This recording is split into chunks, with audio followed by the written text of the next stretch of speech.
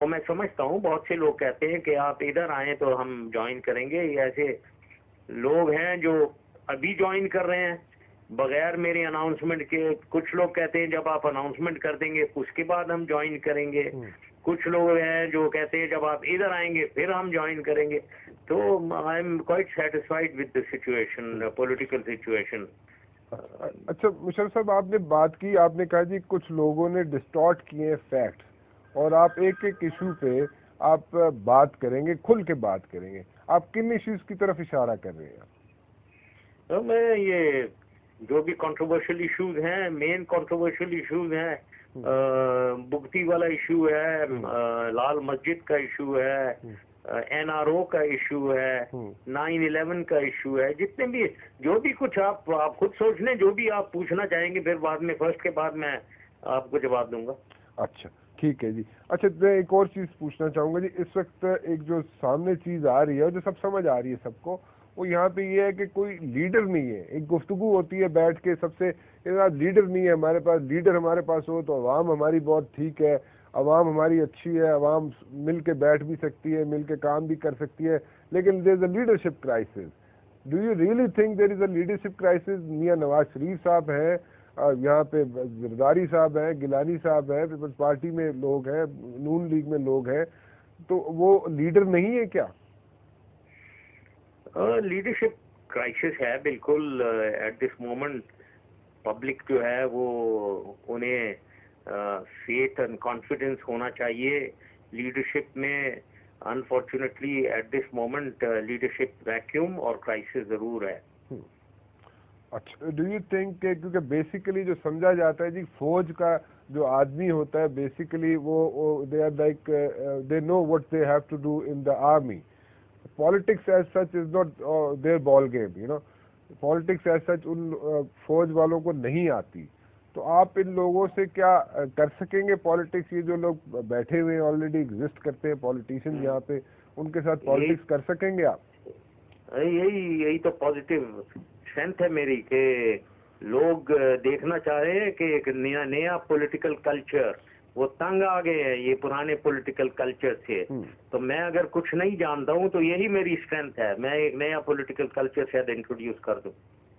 अच्छा, बिल्कुल ठीक कहा आपने जी, क्योंकि इस वक्त कुछ लीडर्स ऐसे भी हैं यहाँ पे, मुशर्रफ साहब, आपको भी पता होगा, आवाम भी काफ़ी समझदार हो चुके हैं जी। आपने एक जो यहाँ पे मीडिया आज़ाद कर दिया, उसके बाद आवाम को अवेयरनेस आ गई है यहाँ पे, और वहाँ समझ गए हैं लोग कि किस लीडर ने आज से 2 महीने पहले या 1 महीना पहले एक स्टेटमेंट दी थी, आज उसी स्टेटमेंट से वो यू टर्न ले गया है।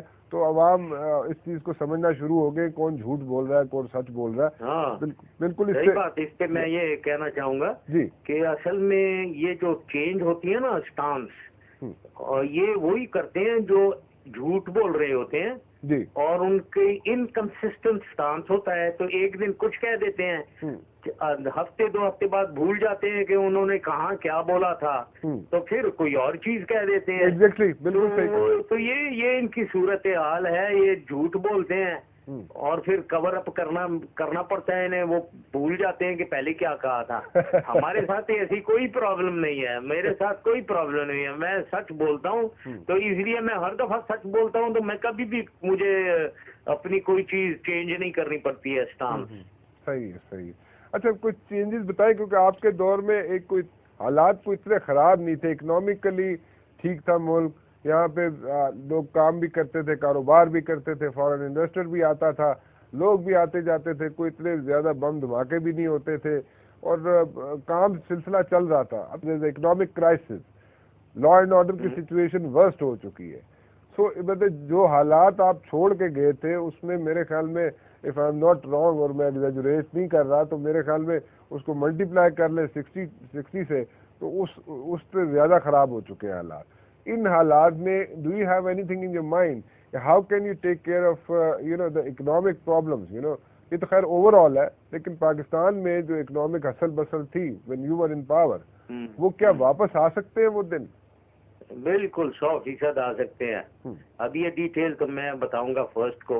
अच्छा। बट ये मैं जानता हूं कि इकोनॉमिक सूरत हाल जो इस वक्त है उतनी खराब अब तक नहीं हुई है जितनी 99 में थी जब मैं आया था। अच्छा। जबकि हमारे फॉरेन एक्सचेंज रिजर्व सिर्फ कोई 300-400 मिलियन डॉलर थे, एक्सपोर्ट्स कोई नहीं थी, स्टॉक एक्सचेंज का सत्यानाश हुआ हुआ था, और एफडीआई कुछ नहीं आ रही थी, रेमिटेंसेस कोई नहीं थे, रेवेन्यू कलेक्शन बिल्कुल कुछ नहीं थी। अभी तो सूरत-ए-हाल बेहतर है, तो मुझे तो पूरा यकीन है कि ये ठीक हो सकता है। अच्छा अच्छा, ठीक है। So you will come up with a plan 1 अक्टूबर को, तो इकोनॉमिक रिवाइवल कैसे हो सकता है? यस, वो प्लान भी देंगे। और सबसे बड़ी बात इकोनॉमिक रिवाइवल की होती है faith, trust, confidence in the government, in the leadership. उससे ये फ्लाइट ऑफ कैपिटल क्यों हुआ है, ये जो इन्वेस्टमेंट रुकी है, ये क्यों रुकी है, this is all dependent on faith, trust, confidence in the government. ये रिस्टोर होगा तो आधा काम, हाफ द सक्सेस तो हो गया। ठीक है। And same goes for the law and order situation जी, और व्हाट, और there is a law different and strategy order for that? Situation और है, यस, अभी बहुत बुरी हालत है। उसमें इसकी पूरी अंडरस्टैंडिंग चाहिए कि क्या क्या इश्यूज हैं जो मैं बताऊंगा, और उससे निपटना पड़ेगा। और ये लॉन्ग ड्रॉन बैटल है, ये कोई इसका क्विक फिक्स सॉल्यूशन कोई नहीं है। लेकिन हमें एक्सट्रीमिज्म और टेररिज्म जितनी भी है इसको समझ के उससे निपटना पड़ेगा। ठीक। बाकी जो पार्टीज है मुशर्रफ साहब, लाइक मुस्लिम लीग के बाकी जो हिस्से हैं, आपने तो कुछ, मैं चौधरी शुजात वगैरह की बात कर रहा हूँ, आपने उनको खड़ा किया और आपने पहले दिन से उन लोगों को हेल्प आउट किया और पार्टी को सपोर्ट भी करते रहे, उनकी पार्टी को। आज वो पार्टी क्या आपके साथ चलेगी जब आप पार्टी अनाउंस करेंगे जी?